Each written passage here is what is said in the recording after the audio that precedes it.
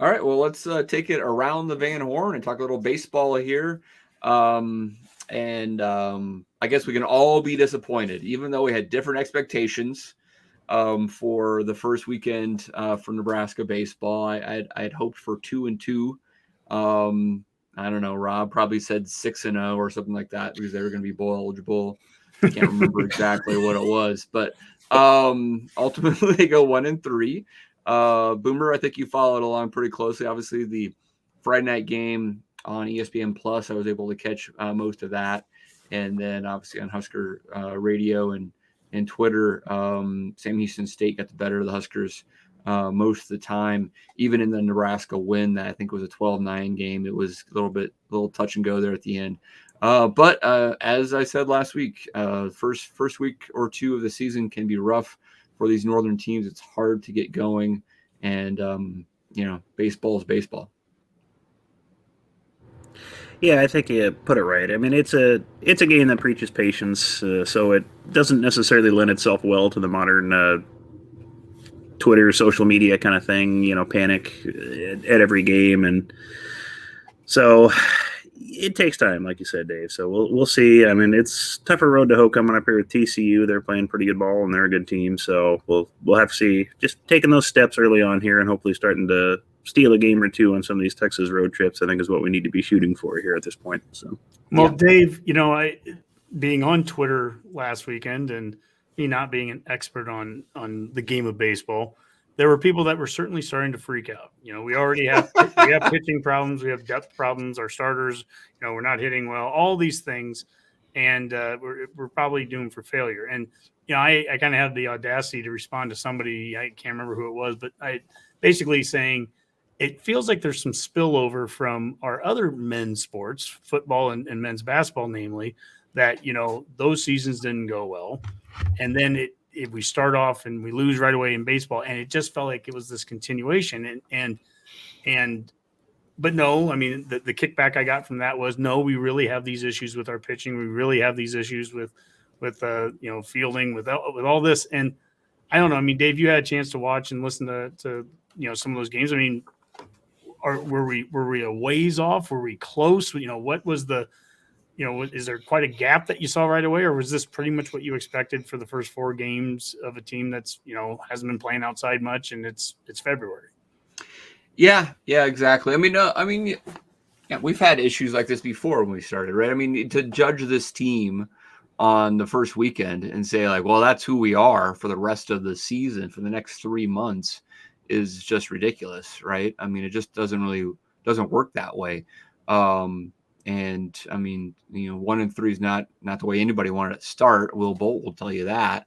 But I think you really look at each individual player and start breaking down how well they performed, and you start from scratch there for next week's games and trying to get these guys prepared to play better individually and ultimately as a team, right? I mean, 1-3. I mean, sheesh. I mean, I don't know how often in the major leagues you may have some team that starts off hot in May and then they still only wins 65 or 70 games, and sometimes the opposite. I mean, Rob, what would you consider in the major leagues? What's the kind of the number you want to hit to say like, oh, that was a really, really good year? How many wins does a really good team usually hit? Well, I mean, just honestly, 90 wins is the benchmark for baseball, right? I mean, and a lot of times you got teams that are making it in the wild card with somewhere in like the mid to high 80 wins. All right. And there's 162 games in a season. And, I had the honor of growing up with one of the great baseball minds on the mic, and Bill King. He has his Nebraska roots too. For Nebraska. He did. He called some Nebraska football for a little while, and I'm not sure, maybe some basketball, but he's also the voice of like the Warriors, the A's, the Raiders. He's done everything, but he is one of the most brilliant sports minds that you could listen to. And growing up listening to him, I could probably, between my dad and Bill King, I probably learned more about sports between the two of those than anybody else. And one of the sayings that you will always hear is, it's not about winning every game, it's about winning the series, right? If you got a 4-game series, you want to go at least 2-3. Or a 3-game series, you want to go at least 2-1. If you've got a 4-game series, if you split it, that's excellent. you at least want to get out of a series with a win too. You don't want to get swept. And I realized last week I was doing the whole Kool-Aid thing and everything, but realistically, baseball is also one of my favorite sports. And the realistic way to look at this, Dave, and you and I agree on this, there is no spring training in baseball. And these teams basically coming out of Nebraska are going from like an indoor practice environment, going out and playing games. Not only that, but my Lord, that field that they were playing on against Sam Houston this week was fully artificial turf, right? Everything was artificial turf. There was barely any dirt out there, I think only right in front of the bases. And it's just a whole different feel out there. It's almost like you're not even playing baseball, in my opinion, because that's a whole different You story. have a lot of that in college these days. But I hear what you're saying. You do. So it takes time to like really just like wake up. And I would say that in what did they play? A 56, 57 game season, I think it is this year. Yeah, 56 is, I think, the max. And so, I mean, so what they've got 52 games left. The first 12 games are basically spring training. And if they can come out of that 500, even a game over or a game under, that's a good start, in my opinion, for a team like this. And there's no reason to freak out. The pitching's going to be fine. Starting pitching is going to be fine. Some of our relief pitching was lights out. It was fantastic. The bats are going to come around. Those are always the last thing to wake up, And okay. So I'll do a little bit of the devil's advocate thing then. I guess comparing it again to basketball and football, which I think some fans were taking the frustration from those previous sports to this. Both of those seasons started with bad losses. Western Illinois for basketball, Illinois for football. And it was a red flag for the remainder of the season. And we felt that way in both of those sports, both of those teams coming out of those first game season opening losses.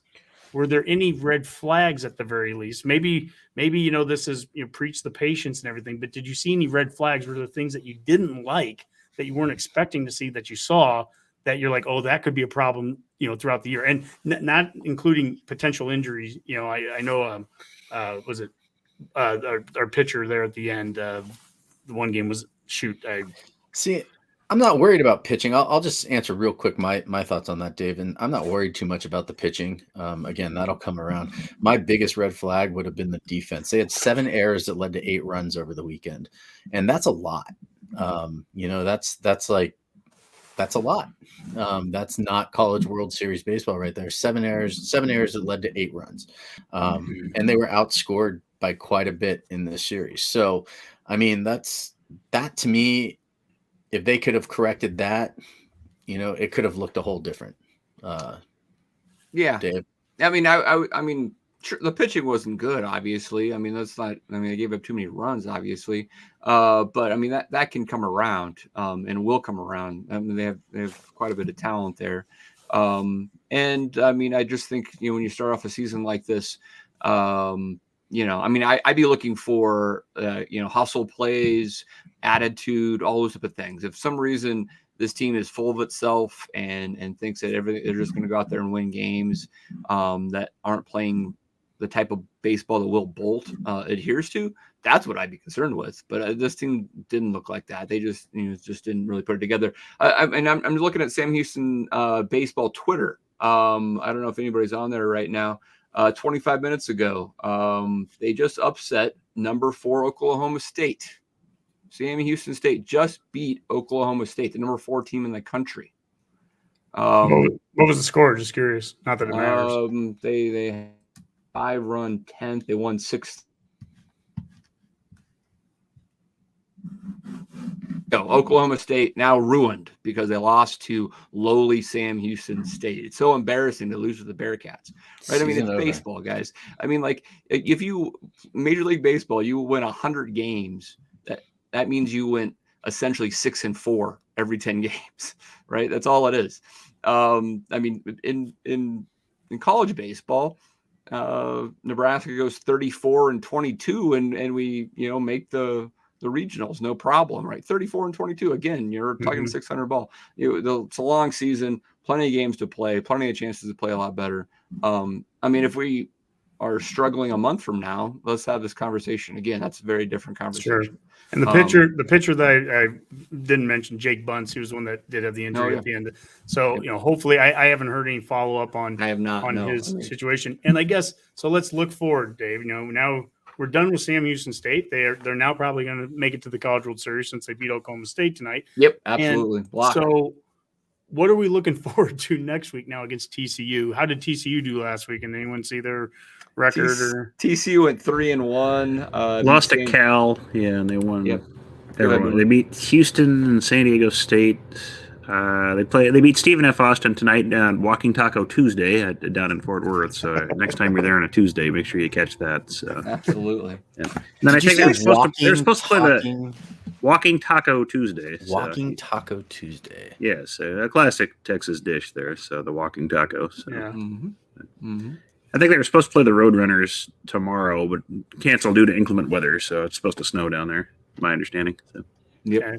So, Dave, what are you expecting, I guess, or what are you hoping to see besides just wins this weekend against the Horned Frogs? Yeah, I mean, it's interesting. I mean, TCU has been a Big 12 power before that, kind of a Mountain West power under Schlossnagel, Jim. But he's no longer there. He departed to Texas A&M. Go figure. Apparently, A&M decided that Rob Childress not going to get him over the hump, so they're giving a rival Big 12 coach some better digs down there in Aggieville to see if they can bring home a College World Series title. TCU though promoted Kirk Saarloos, I believe that's how you pronounce him. Rob, he was a major league pitcher for 7 or 8 years, including for your beloved Oakland A's, right? Yeah, you mentioned that to me before, and the name sounds familiar, but that was like post Giambi A's, early aughts. It wasn't all right. So he didn't have a memorable major league career, but the point is, he's a Cal State Fullerton guy, so he's under kind of the George Horton coaching tree. Joined TCU almost a decade ago. They've had some phenomenal pitching staffs there, so they promoted from within. So I don't see a big change in the TCU philosophy. Sure, pitching will be of primary importance to their success. I think they'll be good. We're playing at Globe Life Field, so they're not actually playing at TCU's home park, which is on the west side of Fort Worth. They'll be in Arlington. Globe Life Field is the new stadium for the Rangers, not the old one. Both of them are still there. The new one is a domed stadium, so these games should go off without a hitch. And Rob, to your point, it should feel like real baseball because it's a huge, big stadium. That I think they have a retractable roof, don't they? They do, yes. Yeah. So I mean, if it's nice enough, I'm sure they'll do that. But they also love their AC it down there. So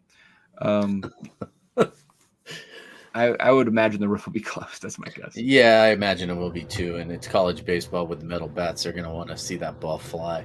And I think too, not only are they playing TCU this weekend in Arlington, but they're also going back to Arlington to kind of do a off and on with Northwestern State and UT Arlington too, right? So, they have 4 games there. So it seems like they're going to be spending a lot of time in Texas over the next 3 weeks. And they may not be leaving, I think is kind of how it's going. I think they're probably doing some virtual classes, and they're just that's the beauty of Zoom nowadays. You can do this from anywhere. You can do baseball from Zoom too, apparently. But hopefully they're getting their fill of Whataburger down there because everyone needs to take out the trash every now and then. And that's right. That's right. They do have In-N-Out down there now too. So. Oh well, at least they have good food too.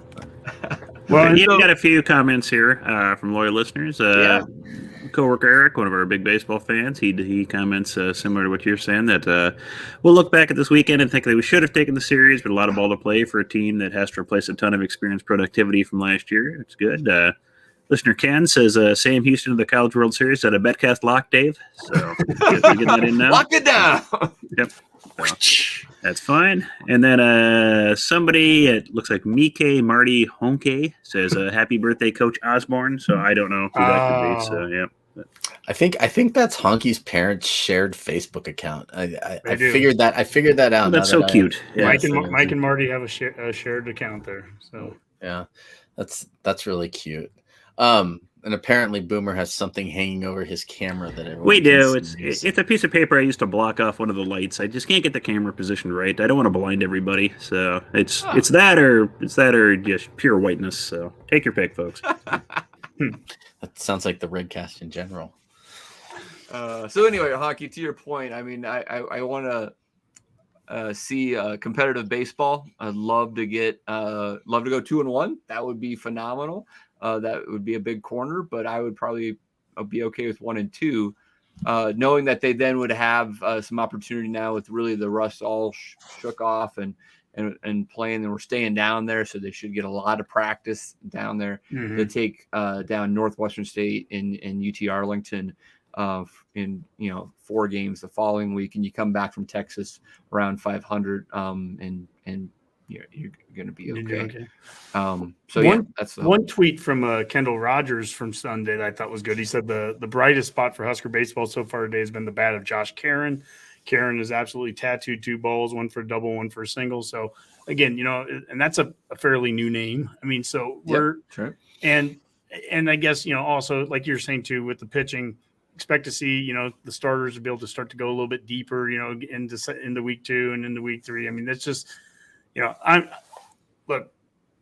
I'm forever an optimist, right? But it drives me crazy. And every sport, it doesn't matter which one it is, just drives me crazy on social media when people they jump ship on game 1, game 2, and it's like, come on, people, let's go. Yep. There's going to be, and it is just for Northern schools, it's really tough. I mean, just because like the LSU's and Florida's of the world, their pitchers have been pitching and with live ball stuff for a long time down there, even if it wasn't official practice.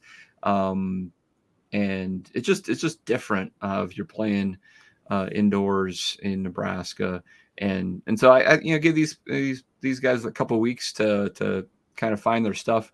I mean, think about it. This is the equivalent of Major League Baseball having starting the regular season games that count and not having literally 4 to 6 weeks of spring training, right? I mean, the pitchers have 6 weeks of spring training to get into shape so they look like Major League pitchers on day 1. We just don't get that, right? And so it just sometimes takes a little bit longer. It's just a different sport. All there is to it. Yeah, it's all about timing. It's all about repetition. And while you could say the same thing about like football with the quarterback and the wide receivers, things like that. I mean, there is nothing harder in sports to do. Maybe outside of hitting a hole in one, of putting a baseball bat on a baseball coming at you 90 plus miles an hour. It's anybody out there that thinks that they can actually do that. I would love to see it, because I can guarantee you that's the one sport where it's just like, sit down. Like there's no way. It's really hard. Sorry. It really is. It's funny. There's a Facebook group that I'm in. It's a baseball group. And there's a guy once that made a comment after Josh Reddick struck out against Max Scherzer. And he was like, even I could put my bat on the ball against Max Scherzer. And I'm thinking to myself, I think that was like his Cy Young season or something, and I'm thinking to myself, like, we still to this day in that Facebook group make fun of this guy for saying that. and that was when did they play Detroit? It was like back in like 2014 or 13 or something like that. So, yeah, fair enough. All right, good stuff, guys. Good stuff. All right, Hockey, anything else we need to cover? No. All right, let's get out of here with some parting shots, and we'll start with Hockey. All right, we'll leave it to my mom to take one of them. I was gonna wish happy birthday to Coach Osborne there tomorrow. Thanks a lot, Mom. We talked a little bit earlier about the Big Ten money and what it potentially could be in the future. But I thought this was interesting. I saw Stuart Mandel posted this, that just in the last few months, Ryan Day has gone from being the highest paid coach in the Big Ten at $6.6 million to 5th, behind Tucker at 9.5, Franklin at 8.5, Harbaugh at 8, and Ferentz now is at $7 million. So in just a matter of months, we went from 1st to 5th. Now, I'm sure Ohio State might do some things to rectify that, but still, there is some money out there. And can we just get a third baseball coach and maybe even 15.3 scholarships for baseball? Come on. Come on. There we go. I like it. Tonight, basketball. Nebraska ball has 3 seasons in program history with 20-plus losses. All 3 have come from under Fred Hoiberg. So to say I'm beyond disbelief how poorly his tenure has gone at this point would be a major understatement. I can't believe it. I was out there. I'm going out to Denver in a couple of weeks to watch March Madness with you guys. And Dave, 2 or 3 years ago, whatever it was, I remember that we were out there right when we were courting Hoiberg, and it was just such a no-brainer. It's like, oh my God, we just got to bring this guy in, and we'll start counting the Sweet 16s. And it's not even if I'm disappointed or mad. I'm just shocked at how bad this has been. It blows me away. Last but not least, Omaha North's Tyson Terry. We listed him on our in-state recruiting graphic there earlier from the 2025 class. So he's only a freshman right now. He's the first freshman in state history to win heavyweight in wrestling last weekend. So congratulations to Tyson Terry. Again, he has a Husker offer already. He went undefeated, and he holds an early offer already. And I can just tell you this, he looks like a smaller version right now of the polar bear as a freshman in high school. It's really impressive. So congrats, Tyson. Congrats to all the wrestlers that won championships last week. Congrats to the female wrestlers in Nebraska. This is the first year that they were able to go for championships and medals. And so anyways, it's always fun to see the high schoolers going out there and competing and winning titles. All right. Well, I did lose count, but that did seem like Honky's best parting shot. How come you didn't give him the wrap it up? Well, mom and dad took one of mine. Come on, they frazzled me. That's right. Okay, Redcast Rob, what do you got? Well, I would just like to say that after my interview with Kevin Williams Jr. last Thursday or Friday, an article on 24/7 Sports or CBS Sports, I think those two like share a writer or something like that, came out all about him and his journey. So I would just like to take full credit for Kevin Williams gaining fame across the entire, basically now he's made national news with those two. And, and him and I were messaging back and forth on Twitter about it, laughing. And he said, obviously it's you. So I was just, he said that. He said, obviously. And he was laughing when he said it, Rob. Oh, and we were absolutely just having a great time about it. So, no, it's cool to just kind of see him getting some recognition, because I do think he's going to be a difference maker for this team. I do think he will end up running with the ones here by the time everything's said and done. And also, I would just like to say thanks to my dad for tuning in and listening tonight. While he hasn't commented on Facebook, I know he's watching because he liked our post. So, and I'd like to thank I think we got up to 12 people watching us live at any given time. So, don't forget to like and share our posts. Let all your friends know that we're on here live. And, the more people we get watching, the funner it could be, the more comments we're getting, everything. We'd love to answer some of those. And we hope you guys like the new format. And thanks for tuning in tonight. Cool. All right. And Boomer, get us out of here. Okay, well, I guess I'll take us out of here. First thing, just Huskers in Massachusetts. Actually, our history goes back way further than you might think. Our very first football coach, Dr. Langdon Frothingham, for the 1890 team. He was from Massachusetts and attended school at Harvard. So it goes back to the beginning, our time at Massachusetts there. So, and a later coach, Alonzo Edmund Branch, was also from Massachusetts. But the less we talk to him about him, the better. He was quite frankly terrible. So, but we just pretend he didn't exist. The only other shout out I've got is I'm looking forward to AFL Australian rules football kicking off here soon. The preseason starts actually it'd be today, I suppose, in Australia time. It's like next week there already. My North Melbourne Roos are playing D's. Yeah, I'd love to know what their mascot is if they're best not to know, Rob. Yeah, best not to know. Please don't say the name again. Yeah, please don't. Yeah, North Melbourne Roos. Very good. But Boomer, you're a St. Kilda, right? St. Kilda. Yep, the Saints. So together we rise, and I look forward to another early season of hopes and dreams being completely crushed. So all right, Dave, do you have an Australian team? Yeah, I follow the whole league really, but I kind of like Hawthorn in particular, a few others. Yeah, it's all good stuff. It's great to watch late night on Friday and Saturdays when the kids go to bed, and you can put a few bucks on it and enjoy some random sports where you don't quite fully understand what's going on, but you kind of know enough. You get to put some money on it out there in Colorado. Maybe Yeah, one day. Maybe one day, Boomer, we'll be able to do the same here. Who knows? That's right. Possibly. I mean, heck, PBA selling pot out of the arena now, so yeah, maybe we can get to that. So yeah. Wow. All right. That's right. All right, guys, great show. Had a lot of fun. And until next time, let's call that a Go Big Redcast. Go Big Red. GBR.